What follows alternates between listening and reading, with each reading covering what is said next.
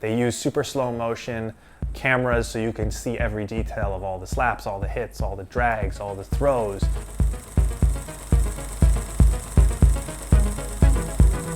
Hey everybody, my name is Nick. I'm a director and editor living in Taiwan, and today I'm going to talk about the show from Japan called Sanctuary. This is streaming now on Netflix, and it's about sumo wrestling. I was really excited to watch this show because I love a good sports movie, sports show.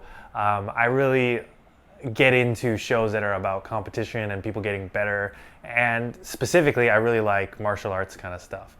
And it was super interesting to me because I don't know that much about sumo, but it's a really detailed, traditional martial art that has a long history, and it's still very popular today in Japan. It's the national sport, and people are really serious about it, and it's very brutal, I realized and learned from this show.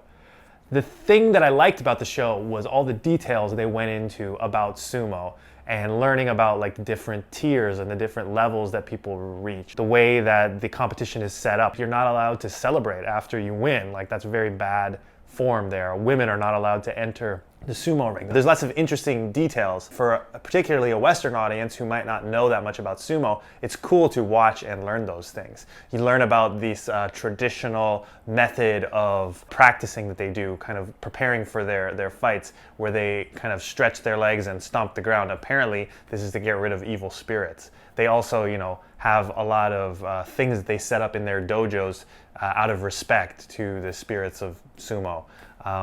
Towards the end of the series, there's like a sumo wrestler who retires, and they have this whole ceremony. And it's a very long scene, but watching in great detail as they cut this sumo's hair as he retires is super interesting. And that's the part of the show that I really loved.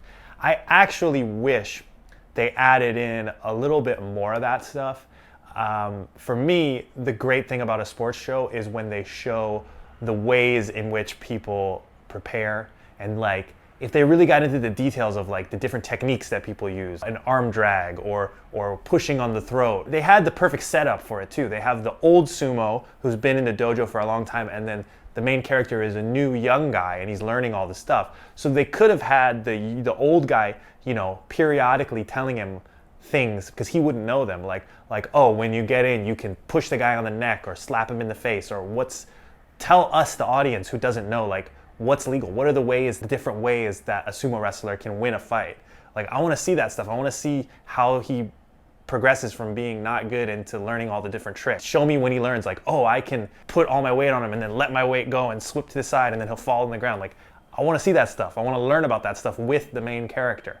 I think they could have had a little bit more of that. They do some of it, but I wanted more. I wanted, maybe just because I like martial arts a lot and I like sports stuff, so I kind of wanted to nerd out on that and like get into the details of all that stuff. Something they do on the show that's pretty interesting is they go into a lot of actual controversies that happen in the sumo world. So for example, women not being able to enter the ring was a controversy. People fixing sumo matches is a part of the show that's actually was happening.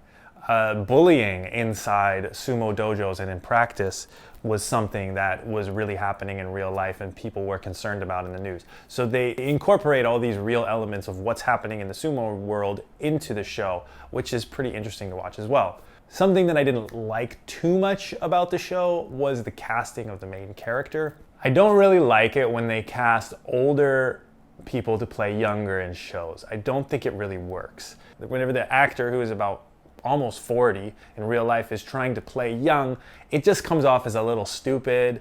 It doesn't really feel natural that he's trying to be naive in the way that a young person actually would. I think I mentioned this in a previous review about the show Women in Taipei. An older actor playing a younger character just doesn't feel natural. I think it's very difficult to do. I think in general, though, the acting is good. The main actor is very charismatic and he is able to carry the series all the way through. It's just, I think maybe they could have rewritten the character to be a little bit older so it matched with his actual age a little bit. All of the side characters are really good in this show. I particularly liked the main villain, who is played by a real sumo wrestler. He does a great job, and his character arc in the show is pretty good. In general, the writing of all the characters and the journey that they go on is excellent. I mean, for me, that's why I would want to watch a show like this. I like to see the journey that these characters are going to go on. It's a sports show, so we want to see them progress in their training. We want to see them train and get better at their sport, their martial art, but we also want to see them develop and grow as people. I think the point of a sports show is to show people getting better and improving. It's a little bit of we live vicariously through them. We see them and we see, oh, I can improve myself in the way that these characters do. Something that didn't quite work for me about the writing was the ending of the season. Spoilers, this season ends very anticlimactically. They build up to this rematch between the villain and the main character. And the last episode is this whole build-up. They film the training, do it. They're getting ready. They're gonna do this rematch, this fight. They're going to the arena. They set it up. They film it in great detail. They show in slow motion all the preparation for the match. They slam together and cut to black. And I find this very, very insulting to the audience because we don't know if this show is going to be renewed for another season. So this might be the ending of the show. And even if it is renewed, it's going to be another year or so before we're able to see the conclusion. And I just think that is a little bit disrespectful, especially since probably what's going to happen is the match is going to be about 3 minutes and then it's going to be done and then we'll move on to the rest of the season. So why don't you just give us what we want right now, show us the ending of the fight, show us the conclusion, who wins, and then we can watch the next season. I'm going to come back and watch the next season. This isn't like the cliffhanger that I think the writers think it is. I don't think this is the thing that's going to entice us back. Because if we didn't like the show, but we just kind of wanted to know how it ended, we would watch the first 3 minutes or whatever and be like, okay, I'm done with the show now. But if the show is good, if we enjoy the show, we will come back for the next season. So you don't need to tease us like this. You don't need to make us wait 1 year for 3 minutes of this next fight. Like, give us what we want here. It's like going to a restaurant and you order a full meal and then they say, okay, we'll bring you the steak tomorrow. We'll deliver it to your house, but you gotta wait for it.